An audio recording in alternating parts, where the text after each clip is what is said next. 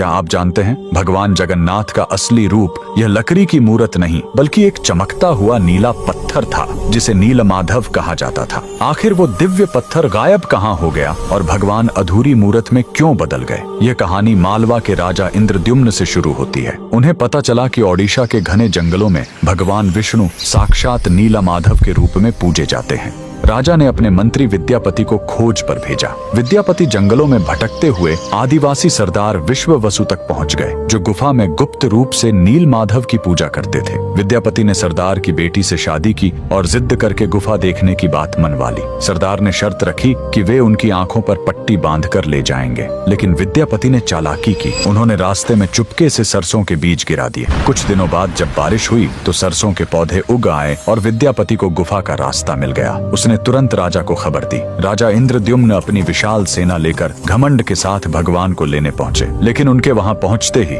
नीलमाधव की मूर्ति हमेशा के लिए गायब हो गई। भगवान अपने भक्त विश्ववसु के साथ हुए धोखे और राजा के घमंड से नाराज थे। राजा ने रोकर माफी मांगी और अन्न जल त्याग दिया। तब आकाशवाणी हुई, मैं अब उस पत्थर के रूप में नहीं मिलूंगा, अब मैं समुद्र तट पर एक लकड़ी के लट्ठे के रूप में आऊंगा। कुछ समय बाद पुरी के समुद्र तट पर एक विशाल अद्भुत लकड़ी का लट्ठा तैरता हुआ आया। राजा समझ गए कि यही भगवान का नया रूप है। उन्होंने तुरंत आदेश दिया कि इस पवित्र लकड़ी से भगवान की मूर्ति बनाई जाए, लेकिन समस्या यह हुई कि वह कोई साधारण लकड़ी नहीं थी। जैसे ही राज्य के बड़े बड़े कारीगर उस पर छेनी हथौड़ा चलाते, उनके औजार ही टूटकर बिखर जाते। उस दिव्य लकड़ी पर खरोंच तक नहीं आ रही थी। तब स्वयं भगवान विश्वकर्मा एक बूढ़े शिल्पकार के रूप में आए। उन्होंने कहा, मैं इससे मूर्ति बनाऊंगा, लेकिन मेरी एक शर्त है, 21 दिनों तक कमरा बंद रहेगा। अगर बीच में दरवाजा खुला तो मैं काम छोड़कर चला जाऊंगा। राजा मान गए। 15 दिनों तक अंदर से छेनी चलने की आवाज आती रही,